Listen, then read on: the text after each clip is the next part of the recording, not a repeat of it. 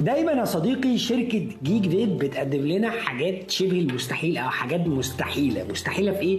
مستحيله في السعر بتاعها، مستحيله في التكوين بتاعها. من المستحيلات السبع لجيك فيب حاليا من وجهه نظري، وهو من غير كلام كده صديقي الوينكس ام. الوينكس ام صديقي جهاز جديد حرفيا، جهاز مذهل وانا متوقع له نجاح رهيب. تعال نشوف مع بعضينا ايه حكايه الوينكس ام. اول حاجه كده لما بتفتح يا صديقي هتلاقي مجموعه الكتالوجات اللي احنا متعودين عليها من جيك فيب، ده الطبيعي الورنينج، وهتلاقي الضمان ان شاء الله يبقى قريبا في مصر متفعل، وهتلاقي طبعا حته ان انت تلاقي اليوزر مانوال عربي، دي قويه جدا من جيك فيب. اليوزر مانوال بالعربي هتلاقي فيه لغه عربي، يعني انت على الخريطه يا معلم بالنسبه لجيك فيب. تاني حاجه بقى تفتح تلاقي هذا الجميل زي ما انت شايف كده يا صديقي، خشبي، جلد خشبي، حاجه حوار. ولسه هفهمك ايه ده وايه الجهاز ده. الجهاز وهو نفس اجهزه الام 1 اللي احنا عارفينها والام 2 اللي احنا عارفينها، نفس الاجهزه بالظبط، ما اختلفتش بنفس كل حاجه. معاه ده حاجه مهمه جدا. بس تعالوا نشوف مكونات العلبه وبعد كده نقول لك ايه الاهميات. اول حاجه هتلاقي الباور بانك بتاعك، وهفهمك ليه هو اسمه باور بانك بس قدام اهو شكله ظريف. تاني حاجه هتلاقي الوينكس ام،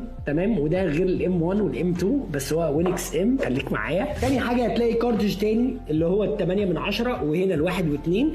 غير كده بقى صديقي هتلاقي علبه الفيل دريب تيب هتلاقيها موجوده عشان الناس اللي هي بتكره السبيد باك، هتلاقيها موجوده قويه جدا، علبه كامله بتلاقيها جوه العلبه، علبه جوه العلبه. ايه الحلاوه دي؟ زائد الكويل التاني اللي احنا قلنا عليه موجود معانا اهو، زائد باقي كابل الباور اللي انا مستغربه المره دي من جيك فيب بصراحه. الكابل يعني ضخم قوي بصراحه. لحد هنا بتلاقي محتويات العلبه خلاص كده، العلبه فضيت تماما. تعال بقى نتكلم على هذا الام يا صديقي. الطبيعي بتاعه ان هو كان من 650 ملي امبير ل 400 ملي امبير، هنا هو 400 ملي امبير الوينكس ام 400 ملي امبير. هتقول لي يا هبيد طب ده صغير قوي او الطاقه فيه صغيره قوي. اقول لك ما انت مش واخد بالك من هذا الباور بانك، بيشحن وايرلس زي ما انت شايف كده صديقي. اول لما لمس ابتدى ان هو يشحن على طول من غير كلام.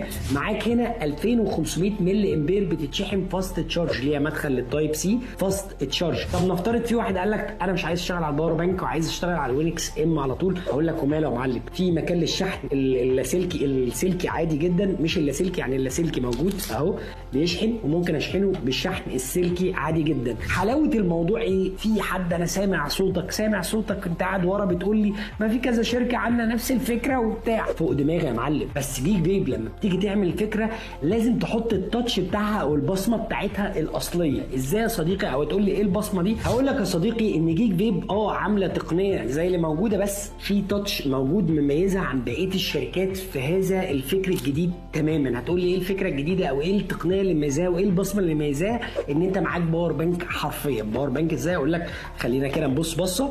معانا اهو تليفون ايفونز، حلو الكلام، تايب سي، ركب وصلة تايب سي وركب كده في الايفون اللايتنج بمنتهى السهوله. بص يا معلم انا بشحن، موضوع بسيط، يعني ممكن ينقذ حياتك، ينقذ حرفيا حياتك في مكان.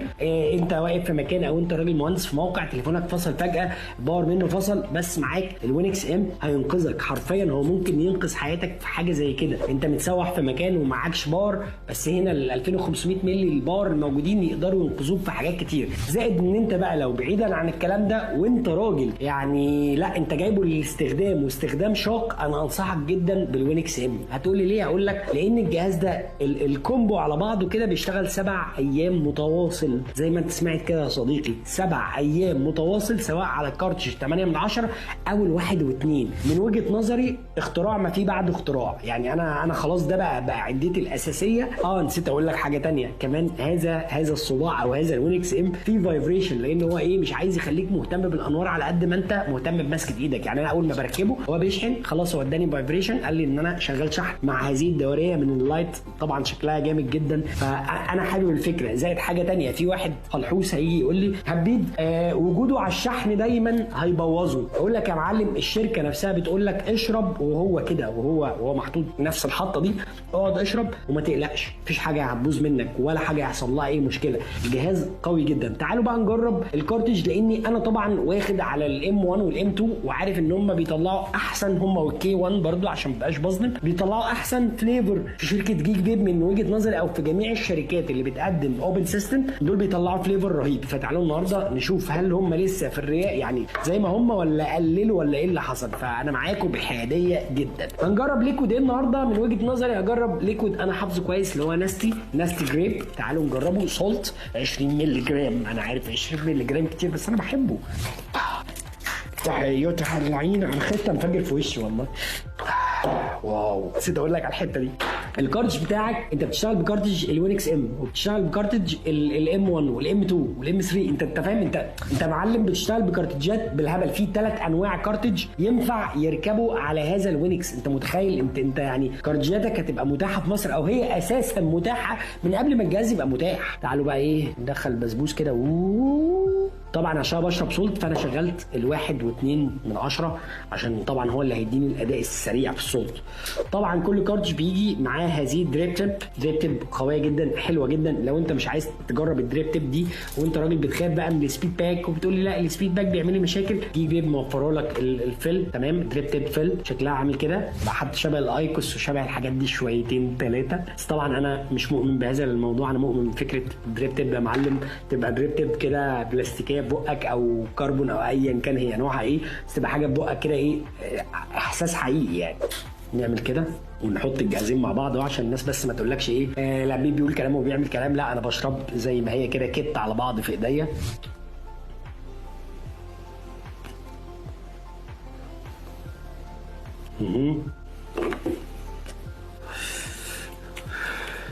نفس نسبة السعة اللي انا بشربها دايما في هذه الزجاجة الكريم من ناستي. السعة فيها بتبقى عالية، الثروت هيت بتبقى زيرو. نفس الاداء اللي انا بحسه، ونفس طعم السكريات، السويتنر بتاعها مظبوط. لا، هي وفائقة الروعة، ما يتقالش عليها غير كده. مع الوينكس ام بجد جهاز قيمة مقابل للسعر. واو الجهاز ولا احلى ولا اروع من كده بجد. جهاز بيقدم لي فليفر، بيقدم لي بيتري بتدوم معايا 7 ايام، بيقدم لي ماسكه شيك جدا وملفته طبعا للنظر. بيقدم لي كمان ان انا ممكن اعمل كده، اخلي دي في شنطتي او في جيبي، واخلي البود في ايديا. ماسكه السيجاره لطيف جدا. الناس اللي بتقرف او ما بتحبش السبيد باك، مع ان ده امر طبيعي في الفيب، بيبقى فيه سنه سبيد باك، ودي حاجه ما بتبقاش وحشه قوي. لو انت بتكره السبيد باك تقدر انك تشيل الدريب تيب دي، حط الدريب تيب الثانيه بتاعت برضو جيك فيب وتقدر تشرب. واو لا حلو جهاز انا حبيته. قيمه مقابل سعر زي ما قلت لك. همنشل لك شويه استورات عشان تقدر تسال فيهم على المنتج ده بقى موجود في مصر او هيبقى موجود امتى، وان شاء الله خلال ايام المنتج هيبقى متاح في كل استورات جمهوريه مصر العربيه. بس كده ده كان كل اللي معانا النهارده من جيك فيب وينكس ام. جهاز جديد رائع جدا، ده وجهه نظري الشخصيه. بس انا هروح اجيب فينو لابويا وانا بستمتع بهذا الجهاز. سلام.